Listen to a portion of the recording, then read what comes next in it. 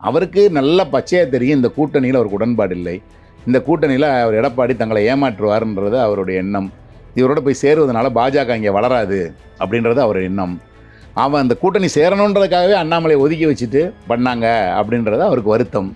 அதனால் இப்போ நீங்கள் போய் சீட்டு வாங்கி கேட்டு ஜெயித்தாலுமே நாளைக்கு எடப்பாடி பழனிசாமி எங்கள் ஓட்டை வாங்கி தான் அவர் ஜெயிச்சார் அப்படின்னு அவரை இன்சல்ட் பண்ணுவார். பாஜகவுக்கு ஒரு இழப்பு தான். ஏன்னா சோஷியல் மீடியாவில் நிறையா பேர் பேசுகிறாங்க, பாஜகவில் அண்ணாமலைக்கு சீட்டு கொடுக்கலன்னா நான் பிஜேபிக்கு இந்த தடவை ஓட்டு போட மாட்டேன், நான் நோட்டாமா அவங்க ஓட்டு போட போக மாட்டேன் அப்படிலாம் சொல்லி ஃபேஸ்புக்கு, இன்ஸ்டாகிராமு, எக்ஸில் தான் நிறைய பேர் பதிவு போட்டு வர்றாங்க. ஸோ அண்ணாமலைக்குன்னு ஒரு சின்ன ஒரு ஆதரவு, தனிப்பட்ட ஆதரவு இருக்குது. விஜய்க்கு உரிய வேட்பாளர்கள் அப்படின்னு நிற்கும்போது 106 பேரை போட்டிருக்காரு, அது தேவைப்படுது. இப்போ நீங்கள் செங்கோட்டையன் மாதிரி அறிந்த முகம், ஒரு ஜேசிடி பிரபாகரன் அறிந்த முகம், ஆதவ் அர்ஜுனா அறிந்த முகம், சிடிஆர் நிர்மல்குமார் ஏதோ பிஜேபி இதுலேருந்து அதிமுகலாம் இருந்து அறிந்த முகம், இப்படி சில பேருக்கு அறிந்த முகங்களுக்கு கொடுக்குறாரு. நீங்கள் புது புது வேட்பாளர்கள் இருக்கிற இடத்துல நான் தான் சொன்னேன், இப்போ இந்த கடைசி நேரத்தில் இந்த இப்போ வர 27% வராதுன்றது காரணம், கடைசி நேரத்தில் இந்த பாட்டிகள், நம்ம ஆன்டிகள் இவங்கெல்லாம் ஓரளவுக்கு பார்த்தீங்கன்னா என்ன நினைப்பாங்கன்னா, என்னடா விஜய் நின்னா கூட விஜய்க்கு போடலாம், இது யாரோ ஒரு பையன் நிற்கிறான் அவனுக்கு எப்படி போகிறதுன்ற மாதிரியான மாற்றங்கள் வந்துடும். எல்லா தொகுதியிலும் நம்மளுடைய நண்பர்களை வேட்பாளர்களா அன்னைக்கு அறிவிச்சேன், அவங்க வேற நான் வேறன்னு தயவு செஞ்சு பிரித்து பார்த்துடாதீங்க. அவங்க எல்லாரையும் வெற்றி பெற செய்யணும்னு உங்கள் எல்லாரையும் தாழ்மையுடன் நான் கேட்டுக்கிறேன். கோயம்புத்தூருக்கு ஒருத்தரை கொடுக்குறோம், இனிமேல் இந்த கோயம்புத்தூரை முன்னேற்றம் பொறுப்பை செந்தில் பாலாஜி பார்த்து கொள்வார். அவர் நீங்கள் யாருனாலும் கட்சிக்காரர்களாக இருந்தாலும் சரி, நீங்கள் தொழிலதிபர்கள், தொழில் முனைவர் எதுனாலும் சரி, எந்த பிரச்சனாலும் நீங்கள் அவரை அணுகலாம் அப்படின்னு ஒரு உத்தரவாதத்தை கொடுக்கும்போது அந்த அவர் நிற்கிற தொகுதி மட்டுமல்லாமல் அது சுற்று வட்டாரத்தில் இருக்க மற்ற தொகுதிகளுக்கும் ஒரு பெரிய பூஸ்டை கொடுக்கும்.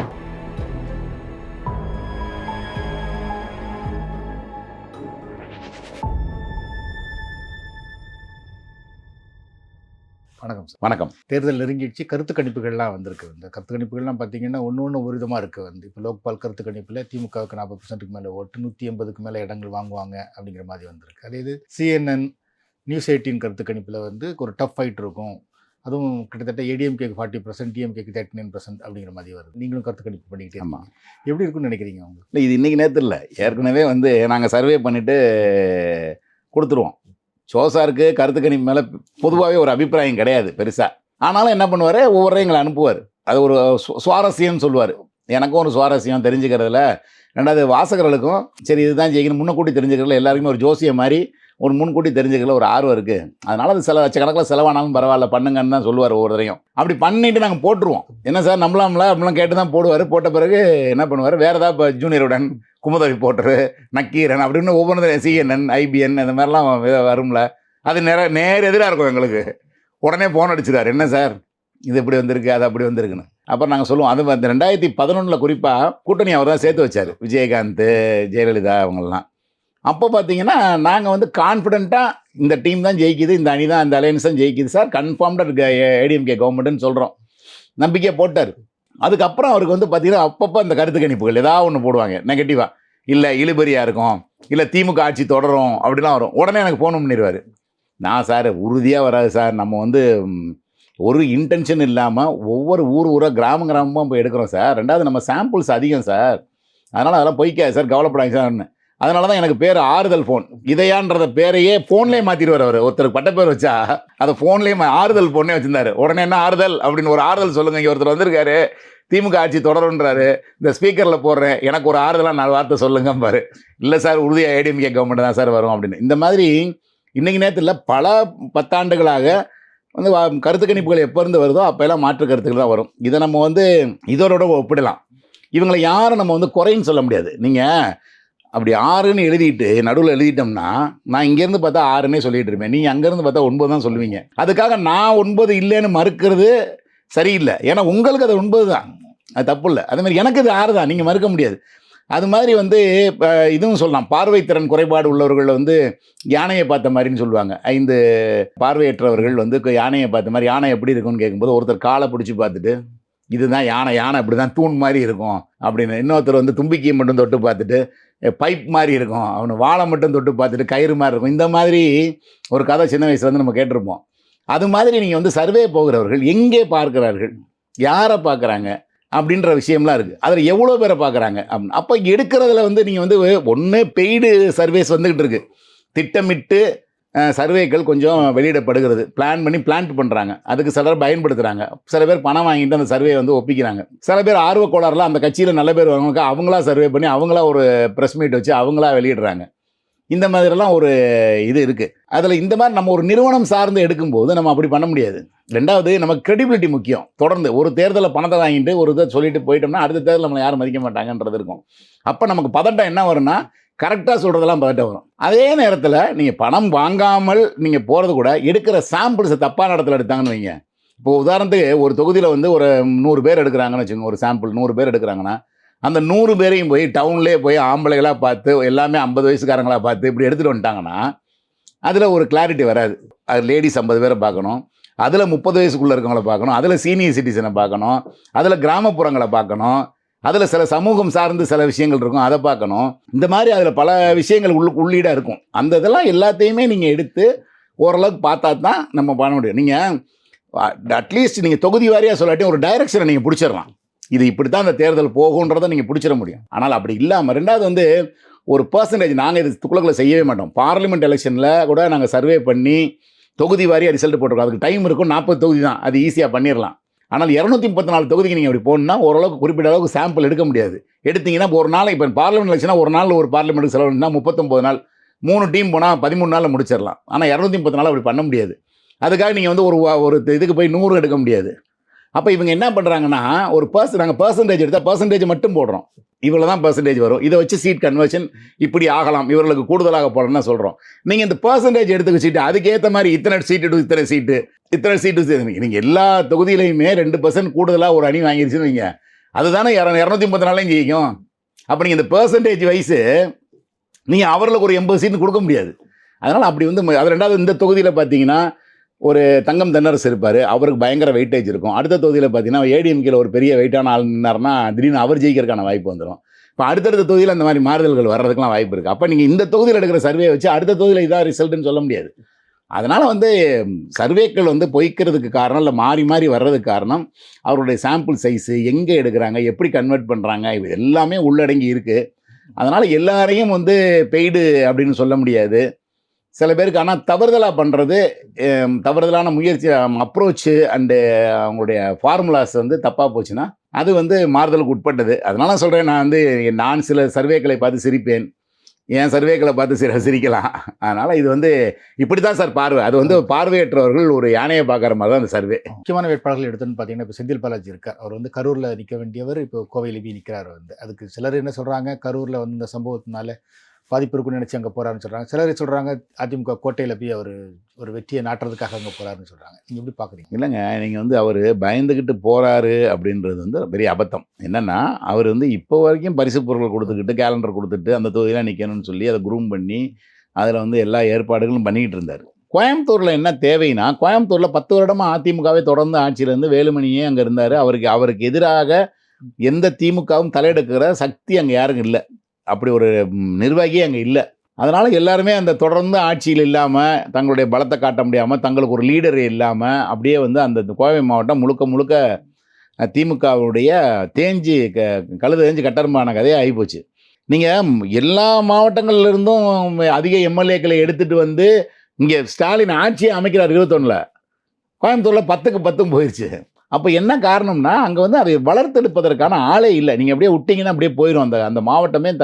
அந்த மாவட்டத்தில் அது சுற்றி வட்டாரத்தில் பூரா எதிரொலிக்கும். கரூர், ஈரோடு, இப்படிலாம் ஊட்டி, நீலகிரிஸ் இந்த மாதிரிலாம் பாதிக்கும். அதனால தான் அவர் இந்த சிஎம் என்ன முடிவு பண்ணியிருக்காரு, இவரை வந்து அங்கே ஒரு ஆள் வேணும், இவர் வந்து கட்சியை மீட் எடுப்பார், இவர் வந்து அங்கே எதனாலும் யாருனாலும் அவங்க தொடர்பு கொள்ளலாம், ஒரு தங்களுடைய பிரச்சனைகளை சொல்லலாம், அப்படின்ற ஒரு எண்ணத்தை ஏற்படுது. 2வது, முதலீட்டாளர்கள் இருக்காங்க, சிறு குறு தொழில் முனைவோர் ஏராளமாக இருக்காங்க கோயம்புத்தூர் பக்கத்தில், உங்களுக்கு தெரியும். அப்போ அந்த மாதிரி ஆட்கள்லாம் வந்து தங்களுடைய கோரிக்கையை வைக்கிறதுனா வேலுமணினா சொல்லி ஒரு காரியத்தை சாதிச்சுக்கலாம். திமுகவில் போய் யார்கிட்ட சொல்கிறது, எப்படி நமக்கு வேண்டியதை அரசாங்கத்திலிருந்து கெட்டு பெறுவது அப்படின்றதுனால நம்ம இவருக்கே ஏடிஎம்கேக்கு போட்டால் பெட்ரு அப்படின்ற மாதிரி எண்ணங்கள் வந்துச்சு. இந்த கடந்த 5 வருஷமாக அவங்களுக்கு வந்து இப்போ வேலுமணி பவரில் இல்லை. அப்போ யாரை தொடர்பு கொள்ளணும்னே தெரியாமல் இருந்தப்போ தான் செந்தில் பாலாஜி அங்கே வர்றாரு. அவரும் பார்த்தீங்கன்னா இடையில சிறைக்கு சென்றார், அப்புறம் மந்திரி பதவி இல்லாமல் இருக்கார், வெறும் பொறுப்பாளராக இருக்காரு. இருந்தாலும் அவருக்கு அதிகாரம் இருந்துச்சு, அவர் சொன்னாங்கன்னு வைங்களேன், இந்த மாதிரி சின்ன சின்ன தடங்கள். அப்போ அதெல்லாம் இல்லாமல் இந்த பளிச்சுன்னு ஒருத்தர் வர்றாரு, உங்கள் கோயம்புத்தூருக்கு ஒருத்தரை கொடுக்குறோம், இனிமேல் இந்த கோயம்புத்தூரை முன்னேற்றம் பொறுப்பை செந்தில் பாலாஜி பார்த்து கொள்வார்.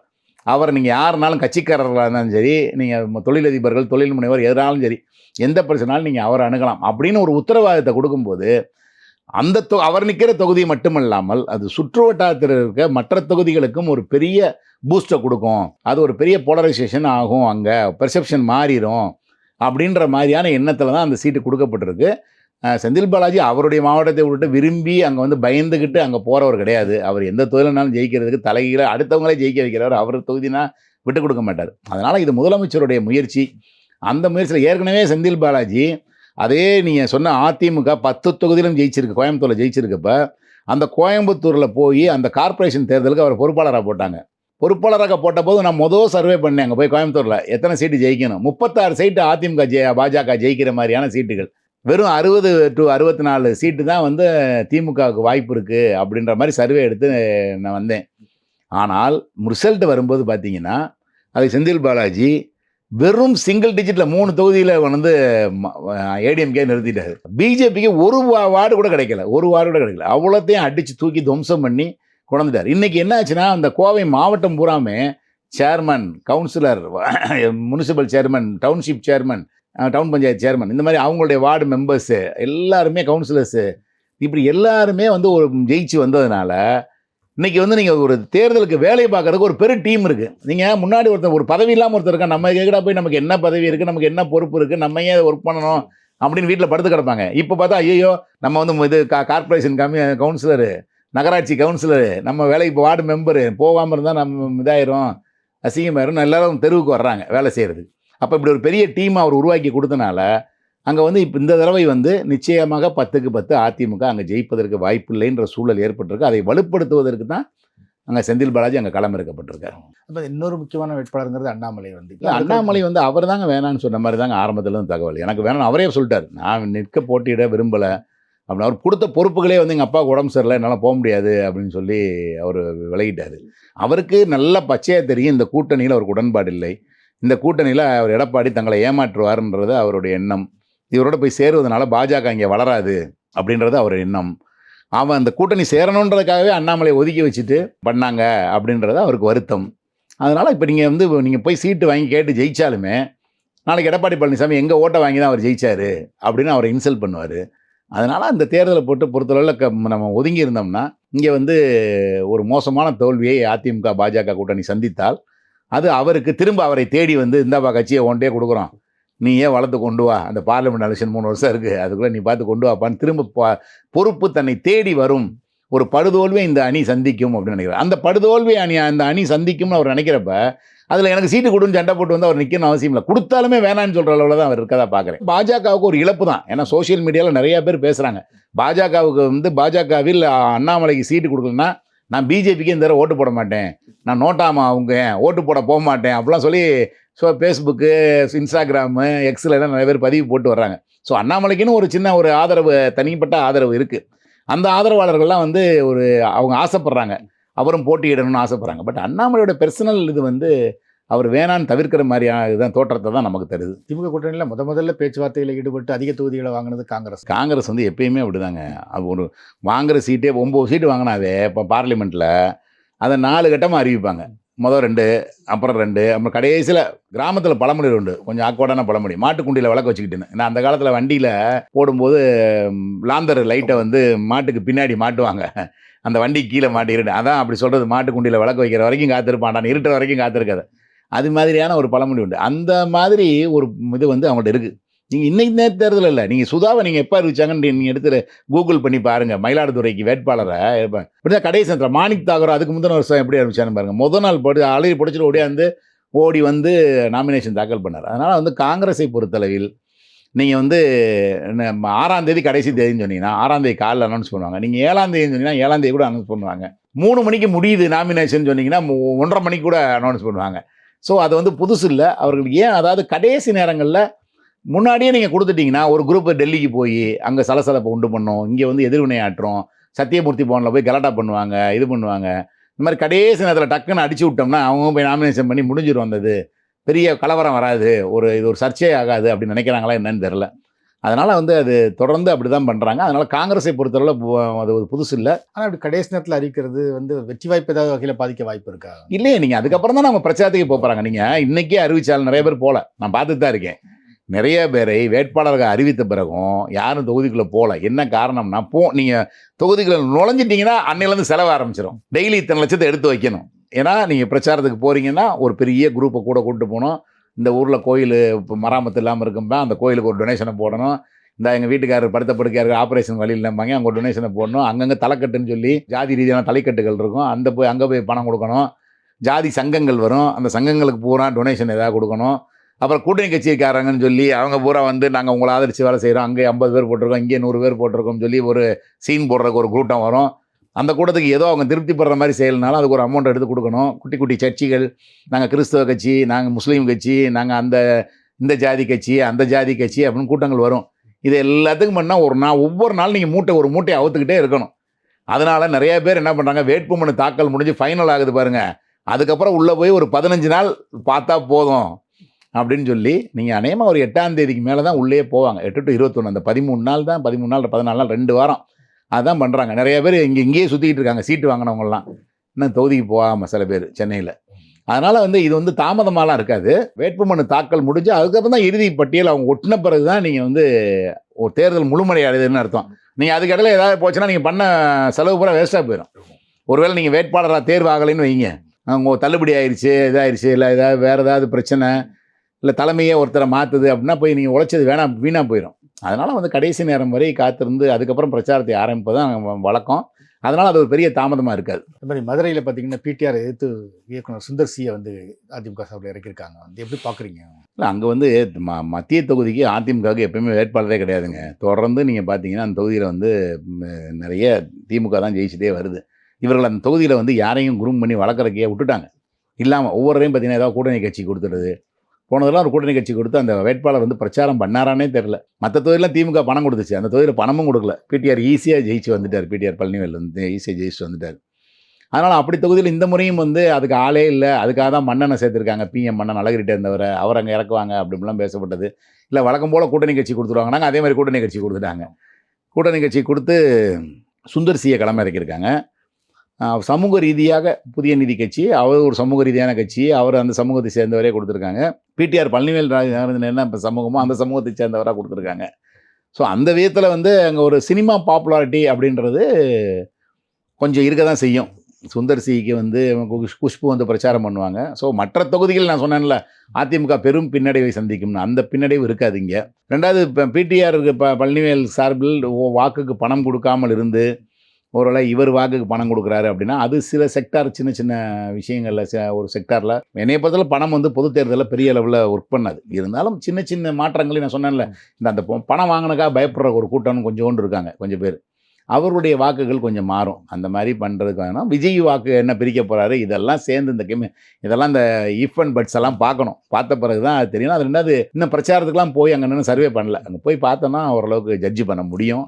அது அடுத்த வாரத்தில் அது தெரியும். அது முன்கூட்டி கொஞ்சம் கணிக்கலாம் ஓரளவுக்கு. அது மாதிரி நீங்கள் ஏற்கனவே நம்ம முன்னாடி பேசும்போது கூட சொல்லியிருந்தீங்க, வந்து எல்லா தொகுதியிலையும் விஜய்க்கு செல்வாக்கு இருக்குனால எல்லா தொகுதியிலும் விஜய் நிற்க முடியாதுனால யார் வேட்பாளருங்கிறத பொறுத்தும் மாறும்னு. இப்போ தவிர்க்க வேட்பாளர்கள் அறிவிச்சிட்டாங்க, இல்லை சிலர் பாப்புலராக இருக்காங்க, சிலர் அன்பாப்புலராக இருக்காங்க. கண்டிப்பாக அது வந்து வேட்பாளர்களை பொறுத்த வரைக்கும் எப்படி இருக்குன்னு நினைக்கிறீங்க? கண்டிப்பாக மாறதாங்க செய்யும். முதல்ல அவருக்கு ஃபெயிலியரே வந்துங்க, தன்னுடைய ரசிகர்கள் தன்னை சார்ந்து தன் கூட இருந்தவர்களை புதுமுகங்களையே வந்து முழுமையாக அவரால் ஃபீல்டு பண்ண முடியல. 234 தொகுதியில் வந்து ஃபீல்டு பண்ண முடியல. 106 பேரை கடை வாங்கியிருக்காரு வேறு கட்சியில் இருந்து வந்தவங்கன்னு சொல்லி பட்டியல் எடுத்து போட்டாங்க. ஆனாலும் நீங்கள் வேறு வழியில் இன்றைக்கி அதிமுக பட்ட குற்றச்சாட்டு இருக்குது, அதிமுக வேட்பாளர்கள் இத்தனை பேரை அங்கேருந்து வந்தவங்களுக்கு சீட்டு கொடுத்துருக்காங்க அப்படின்னு சொல்லி ஒரு குறைபாடு வருது. அதே மாதிரி அதிமுகலையும் சரி வேறு முன்னாள் கட்சியிலேருந்து வந்தவங்க அவங்களுக்கு சில பேருக்கு சீட்டு கொடுக்க தான் செய்வாங்க. இது வந்து இயற்கை யதார்த்தம். ஒருத்தர் அந்த தொகுதியில் தேவைப்படுறாரு, அவரால் ஒரு வெற்றி கிடைக்கும்னா அந்த சலுகையை நிச்சயம் பயன்படுத்திக்க எந்த அரசியல் கட்சியும் தயங்காது.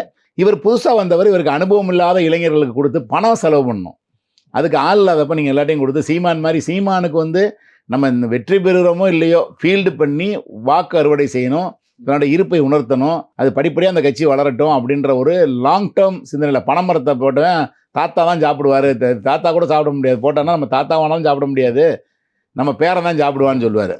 அது பனைமரத்தை அது மாதிரி அவர் வந்து நான் இல்லைனாலும் பரவாயில்ல, அடுத்த ஜெனரேஷனுக்காவது இது பயன்படட்டுன்ற மாதிரியே கருத்துக்களை விதைச்சிட்டு போறேன்னு தான் பேசுறாரு. ஆனா விஜய்க்கு அப்படி இல்ல. வந்த உடனேக்கே டைரக்டா இந்த ஹீரோ அமெரிக்க மாப்பிள, காலேஜ் ஃப்ரெண்டு அதெல்லாம் கிடையாது. டைரக்டா ஹீரோ ஆகணுன்ற மாதிரி வராரு. சிஎம் ஆகணும்னு. அப்படி வர்றப்ப வந்து அது வந்து சாத்தியக்கூறு குறைவா தான் இருக்கும். அந்த பளிச்சுன்னு எடுத்த அனுப்புல வர்றதுன்றது வராது. விஜய்க்கு உரிய வேட்பாளர்கள் அப்படின்னு நிக்கும்போது 106 பேரை வந்து போட்டிருக்காரு. அது தேவைப்படுது. இப்ப நீங்க செங்கோட்டையன் மாதிரி அறிந்த முகம், ஒரு ஜேசிடி பிரபாகரன் அறிந்த முகம், ஆதவ் அர்ஜுனா அறிந்த முகம், சிடிஆர் நிர்மல்குமார் ஏதோ பிஜேபி இதுலேருந்து வந்து அதிமுகலாம் இருந்து வந்து அறிந்த முகம், இப்படி சில பேருக்கு அறிந்த முகங்களுக்கு கொடுக்குறாரு. அங்கெல்லாம் கொஞ்சம் கொஞ்சம் கூடுதல் வாக்கு சொந்த செல்வாக்கால் இப்போ கூப்பா கிருஷ்ணன் இப்படி சில பேர் வந்து கூடுதல் வாக்குகளை சமூக ரீதியாகவும் ஒரு இதாக வாங்கலாம். மற்றபடி நம்ம ஏற்கனவே பேசின மாதிரி நீங்கள் புது புது வேட்பாளர்கள் இருக்கிற இடத்துல நான் தான் சொன்னேன். இப்போ இந்த கடைசி நேரத்தில் இந்த இப்போ வர்ற 27% வராதுன்றது காரணம், கடைசி நேரத்தில் இந்த பாட்டிகள் நம்ம ஆன்டிகள் இவங்கெல்லாம் வந்து ஓரளவுக்கு வந்து பார்த்தீங்கன்னா என்ன நினைப்பாங்கன்னா, என்னடா விஜய் நின்னா கூட விஜய்க்கு போடலாம், இது யாரோ ஒரு பையன் நிற்கிறான் அவனுக்கு எப்படி போகிறதுன்ற மாதிரியான மாற்றங்கள் வந்து வந்துடும். ஓகே. நன்றி.